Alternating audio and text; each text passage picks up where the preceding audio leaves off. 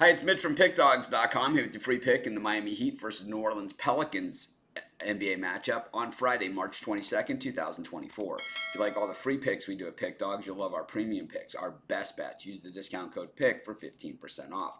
We also have products meant for people who make big bets, people with big bankrolls looking for one-on-one concierge style service. We offer these products. They're just not available on the website. You just got to text the number you see on the screen. So if you make big bets like I do, go ahead and text that number. But let's get to this one. Heat taking on the Pelicans. Two teams headed towards the NBA playoffs. Of course, the Pelicans in the West, the Heat in the East.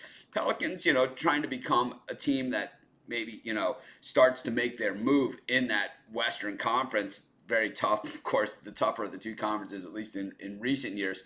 But the thing is it is cyclical. I mean, it looked like the Warriors were going to win forever. And, before that, it looked like the Spurs were going to win forever. And, it just happened. And it cycles around. And what we see is this young Pelicans team that have a lot of really good players on it. And a team that's playing really well. And we've seen this season, if they can stay healthy, exactly what they can do.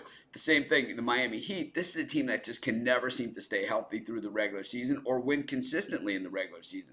But when you get to the playoffs, this is the team that nobody wants to face except, well, maybe the Denver Nuggets, who took care of them last year. But you have to remember, these guys took care of the Bucks last year in the playoffs, 4-1. They beat the Celtics, to get to the NBA Finals. So not a team you want to mess with in the playoffs. They've gone to the Finals 2 of the last 4 years. Neither time were they anywhere near the #1 seed in the East. So they know they can do it from there. The thing is you look at them recently, the Heat 38-31 on the season, the Pelicans 42-26 coming into this one.